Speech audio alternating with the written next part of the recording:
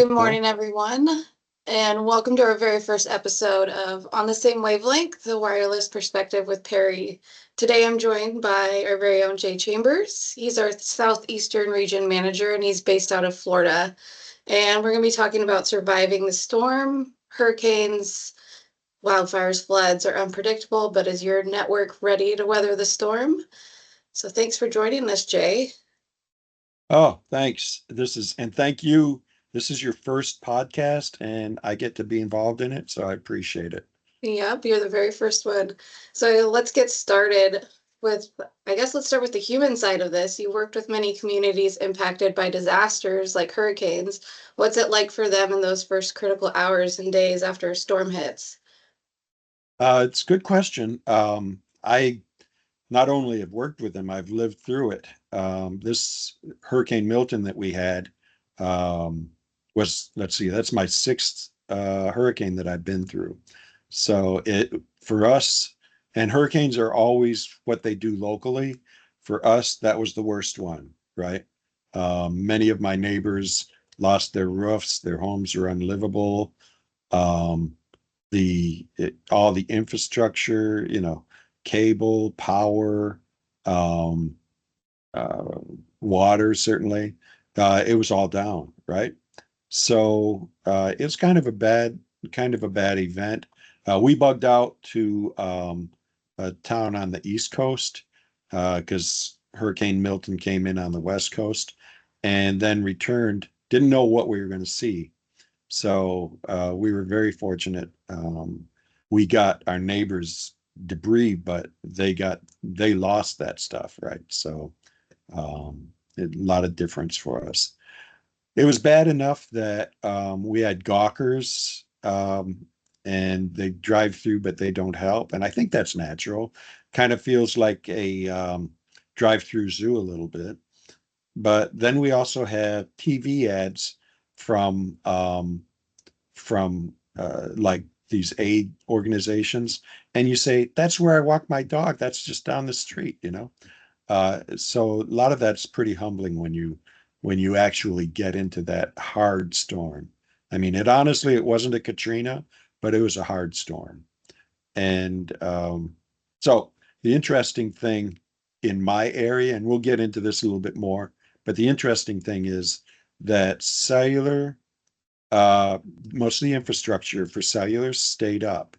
And at the same time, since the cable went down, uh, really you saw cellular work initially when we got back home, but as more and more people started flooding over from their cable dependence for internet and news and everything over to the cellular side, then cellular became useless.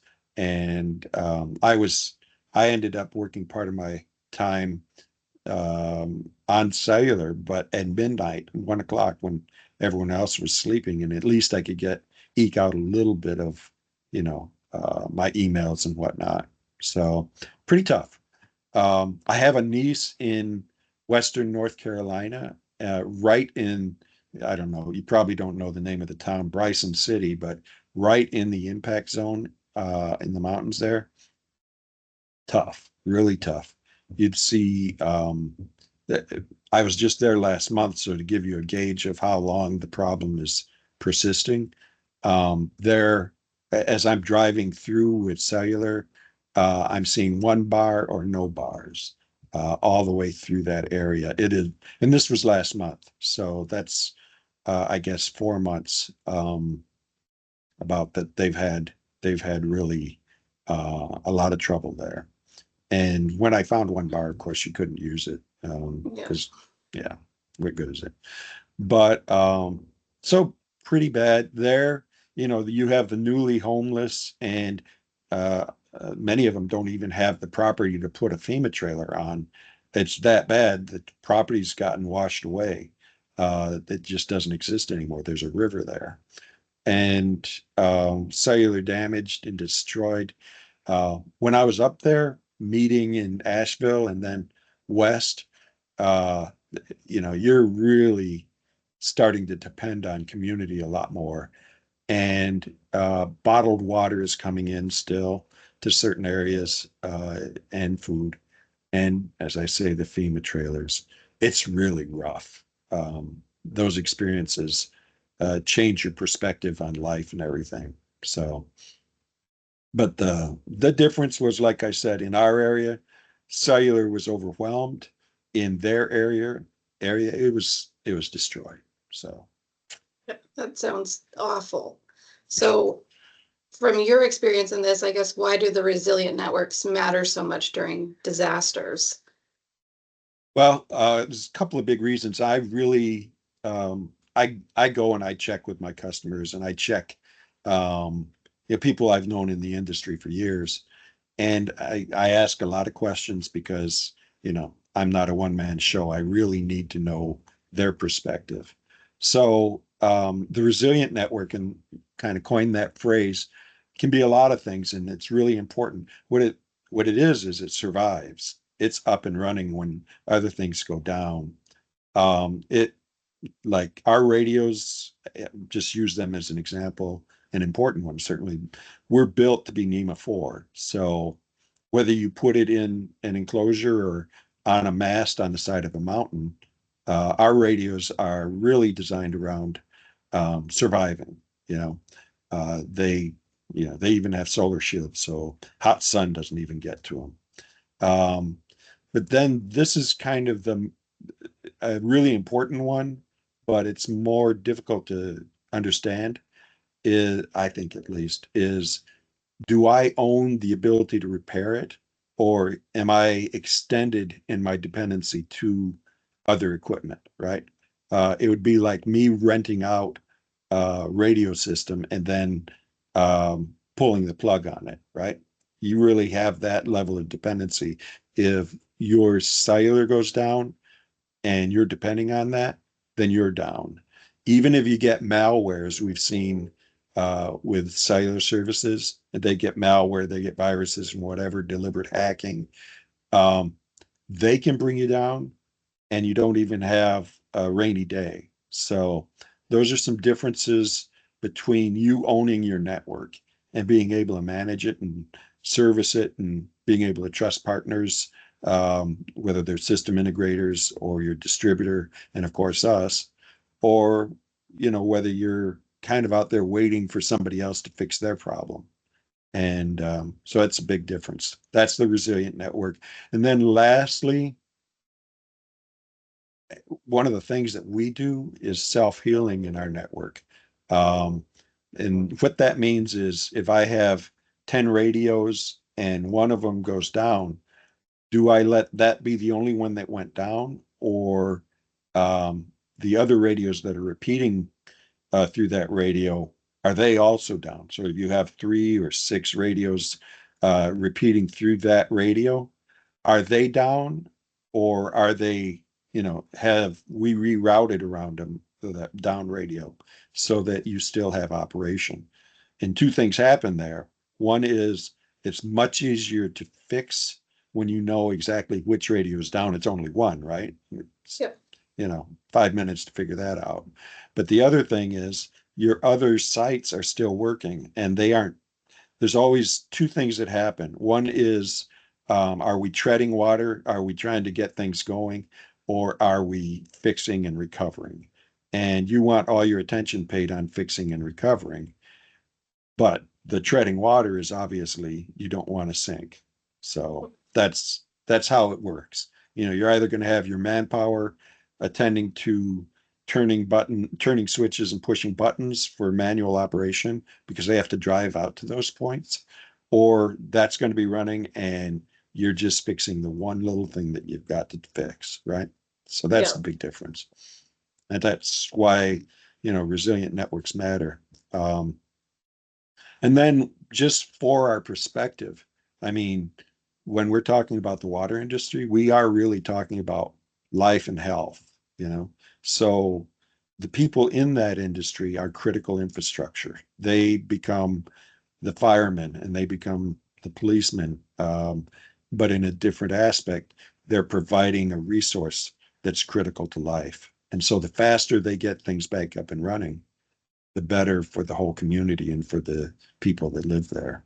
So Yeah, so it's really about protecting life, health, and time also. The faster you get it up, the faster it time gets. is life. Yeah. If you've seen where the difference, for example, this is a real good difference. In Florida, we're really good at after the storm. Florida Yeah. knows how to handle the storm. In Western North Carolina, they can handle a lot of storms. They know tornadoes, they know floods. What they didn't know was the experience of a, a hurricane and the Mhm. flooding and the severity that they received. And so we're back up and running for the most part in good shape. They're in really tough shape because they don't have the infrastructure, and what they did, a lot of it got washed away. So you want to attend to those things that you can recover, like if you've got a flooded lift station, fixing that, right? Yeah.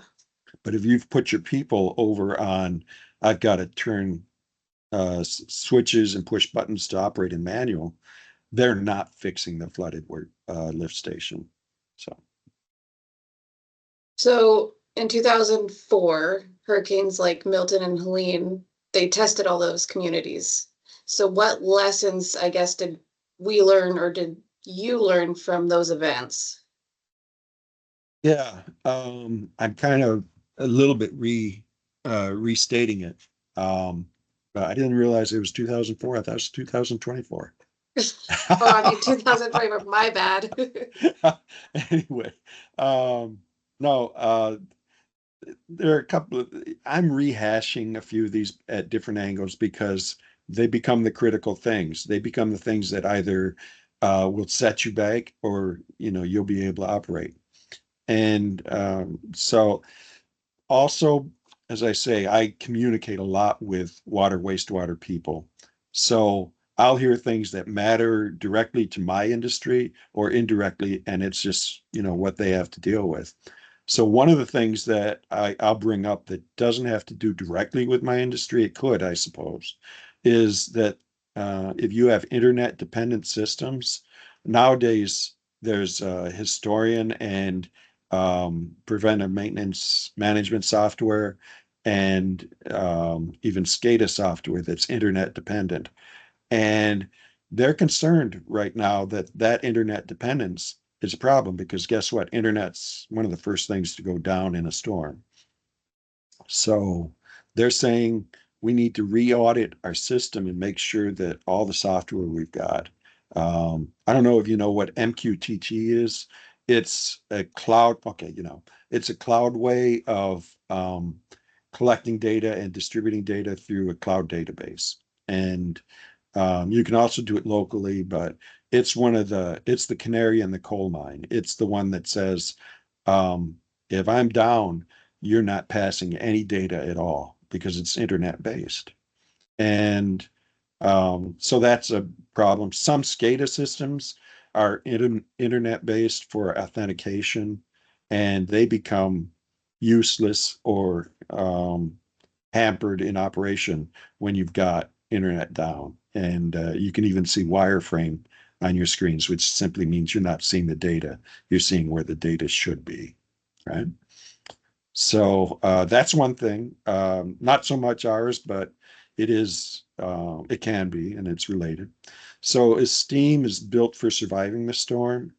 And if you really want that kind of performance, it is the aspect of being a rainy day or the worst day kind of um, how you've got your system built. And it may happen for only a week or less during a year, but during that week or less, it's critical, right? So you want something like our product that survives the storm and doesn't have those extended dependencies. And then Esteem prepares our distributors. If you're a distributor for us and you're in the path of the storm, you're receiving emails and notifications that we're planning for it coming through your area. We've got emergency stock. We plan that way. We really live that way. That's an Esteem culture that we want to be able to help you get up and running because you're either our customer or we hope you will be, and being trusted is kind of important. So we also do field service prioritization. So that means that our people are focusing our schedule. And if it's even immediate, we need somebody over there tomorrow. We're going to try and find a way to get that done for you.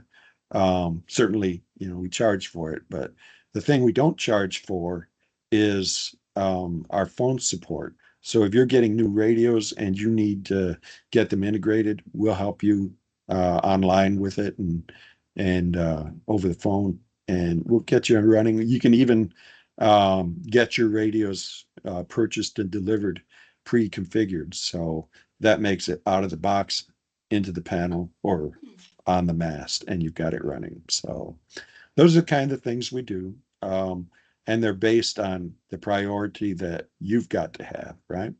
So emergency stock, multi-branch. This is a hidden one. We since we've got a lot of experience in this, we like multi-branch distribution because say the branch in my area, I get hit. Guess what? The branch in my area got hit. But so where's the steam going to ship to? Well, we ship to the nearest available branch and make arrangements with you and that branch to, are they going to ship down to or up wherever you are? Are you going to drive up, or are you guys going to meet in some middle ground? So that becomes critical too. It's all these little things that work together to make sure that when something goes down, it's not the whole system, it's a small component of it, and then we help you recover it faster. So, uh, yeah, we've kind of been through this enough that we know what's going on, right? Know how to get it done. We do. And Yeah. speaking of that, I know we've touched a lot on hurricanes today, but it's any natural disaster. And I did receive this comment from Lane Phillips from Phillips Integration. On November 7th in 2024, the mountain fire destroyed a reservoir control panel in California. This was a critical issue because this location provided water for the surrounding community. The system contained an steam radio unit that allowed the PLC data to be communicated to and from the master controller at the water district office. I contacted Esteem and explained the situation to their support team. They immediately sent me out a new unit and assisted me with getting the new configuration up and running in the new radio. This was critical. We were able to provide temporary control panel utilizing the new radio to get the customer up and running enough to support their community while a new control house and panel will be in construction. I could not have done this without Phil and his team support. Now I know why Phil joined us. He wants to feel some of the warm glow from that. He does. And, Okay. Well, and he deserves it. Phil's one of our support engineers, and he really gets the job done for people. And appreciate Lane saying that. So yes, very and much. speaking of Phil, he's actually going to be joining me next month. We're going to be talking about bridging past, present, and future wireless networks together. Well, Phil, that'll be fun. But you didn't get the inaugural one. I got the inaugural one. You did get the So first one. thank you for that.